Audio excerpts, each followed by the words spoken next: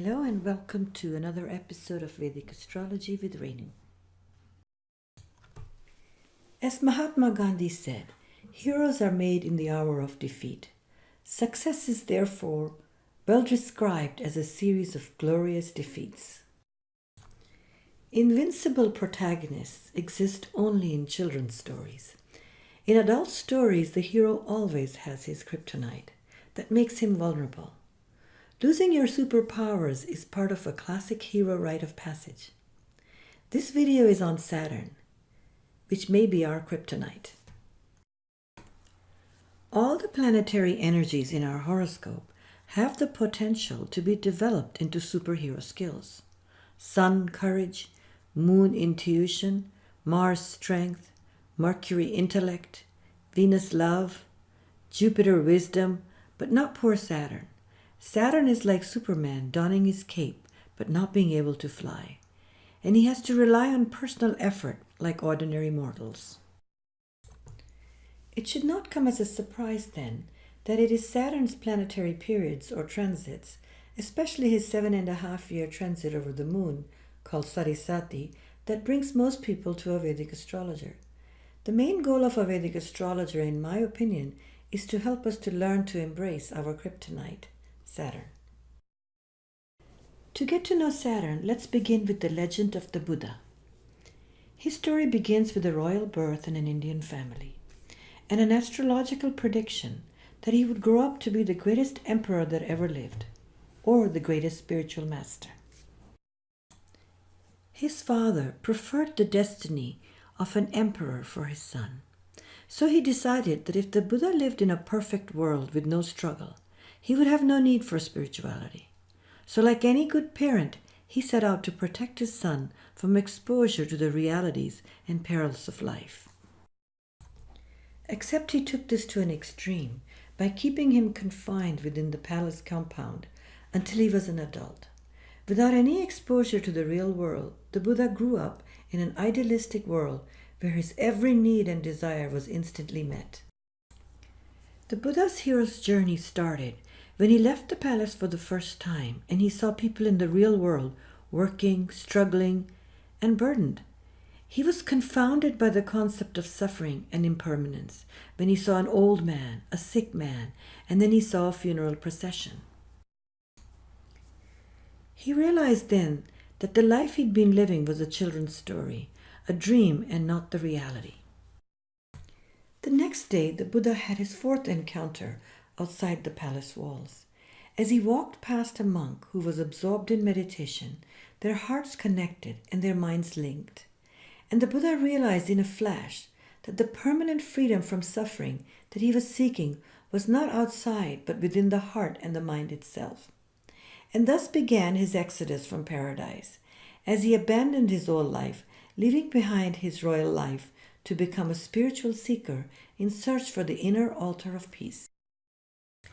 Each planet's teachings are a unique doorway to the divine, and how he is functioning in the horoscope will determine the planet's evolution in our consciousness. Much like the experience of the Buddha, Saturn's teachings are a hard sell and will send a chill down your spine when you first encounter him. As the servant and the sidekick of the planetary cabinet, only a few die-hard Saturn fans can appreciate his virtues without resistance. Today, modern neuroscience is beginning to understand that there are certain portions of the brain, often referred to as the primal brain, which are responsible for self-preservation. Saturn simply refers to that part of our consciousness that has evolved to favor conservative behavioral patterns such as defense of self, family and personal property, and other socially approved actions, which, at least to our primitive mind, help perpetuate the survival of our communities and our species. It's tempting to change the channel on our story when Saturn reveals himself in our horoscope. His Mahadasha, or the main planetary period, is 19 years, and his transits 2.5 years in each sign, so his slow and unrelenting influence is gradual and grueling. So now let's look at some of Stoic Saturn's teachings. Postpone gratification. Embrace chores. Be restrained and measured. Accept the hard lessons of life. Don't argue with reality. Rise to your obligation, duty, and responsibility. Anticipate future problems and plan for a rainy day. Accept the ravages of time, the wear and tear on our body and mind.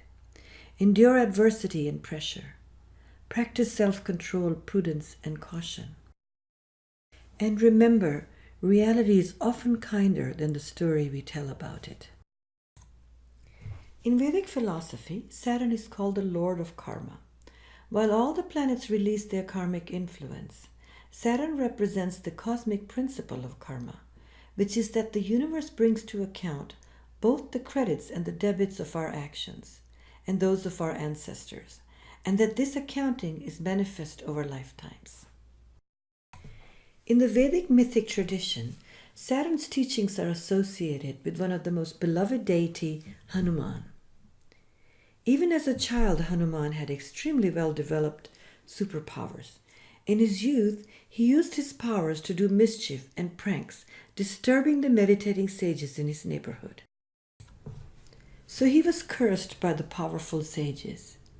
As this one makes trouble for us due to his celestial strength, he shall forget his own power. Only when someone reminds him again by reciting his glories will he recall his strength. He finally got his powers back through his humble devotion, hard work, and dedication in service to Lord Rama, the superhero of the Hindu epic Ramayana.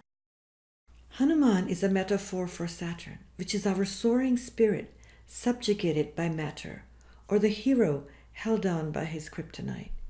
We can only have the memory of our powerful and immortal celestial spirit return to us after we have spent some time under Saturn's teachings during his planetary periods. Vedic astrologers will often prescribe Hanuman mantras or the Hanuman Chalisa to channel him as a remedy for Saturn in our horoscope. Our inner hero needs Saturn's willingness to be ordinary and build the road brick by brick so we can make our journey. Saturn also teaches us the power of humility and servitude so the hero doesn't get ahead of himself and become prideful. Obama's horoscope exemplifies a highly evolved Saturn, and even as a young man he faced his realities head-on when he said, "The dream will not happen. I now face the choice of accepting this fact like a grown-up and moving on to more sensible pursuits, or refusing the truth and ending up bitter, quarrelsome, and slightly pathetic." Like any planet, you can win or lose during his planetary periods. With a well-disposed Saturn, you can even become the President of the United States, like Obama did. In fact, Saturn is an excellent planet for pursuing goals that require his seriousness, ambition, dedication, and delaying gratification and pleasure. But still, Saturn's limiting and contracting influence will be felt in one form or another. Often people don't get the recognition or credit they deserve, or he can foster the inability to feel a sense of fulfillment and satisfaction even after we have acquired our heart's desire. His influence may be felt on the mental plane rather than on the outer reality. Where there is light, there must be shadow. Where there is shadow, there must be light. Legend goes that Saturn is the illegitimate son of the sun, who unknowingly impregnated his servant Chaya, or shadow. Saturn struggles to find his light because he still lives in the shadow of his divine and powerful father, Sun, who never really approved of him. In that sense, Saturn is our inherited psychological complexes, especially where we were denied expression in our childhood. In The Hero's Journey, Joseph Campbell referred to this as confronting that which holds the ultimate power over us, often a father-type figure in myths and stories. Until we have dealt with our psychological issues, an afflicted Saturn in the horoscope can feel a deep lag and low self-esteem and overcompensate by letting his virtues become a trap. This shows up under Saturn's influence as self-denial, rigidness, isolation, fear of failure, and an inability to find meaning and purpose in life. In fire signs and houses, he can limit the inner fire, blocking spontaneity, courage, and vitality of the fire element. In water signs and houses, he can block the free circulation of emotions, restricting our capacity for connections, feelings, and bonds with loved ones. In air signs, Saturn can block the free flow of air, limiting the exchange and development of ideas, thoughts, and communications. And finally, in earth signs and houses, Saturn can restrict our ability to feel grounded and secure. An evolved Saturn is a karma yogi. His work is his prayer, his obligations his meditation, and his responsibility is his asana. No discussion of Saturn is complete without talking about his influence on our health. In Ayurveda astrology, Saturn is a Vata or air element planet and the main influence behind all chronic illnesses. Ayurveda remedies to pacify Vata dosha, like Vata pacifying diet, herbs and asana, abhyanga or self-herbal oil massage, and pranayama are very important to assimilate in our life if we are under the influence of Saturn. Finally, what did the Buddha find on his quest to avoid Saturn? The Buddha said, "I teach because you and all beings want to have happiness and want to avoid suffering. I teach the way things are." He celebrated the pursuit of happiness, joy, and pleasure, but he cautioned that it should be acknowledged as transitory, impermanent, and unquenchable. The only thing that is permanent is our inner altar that cannot be touched by outside events.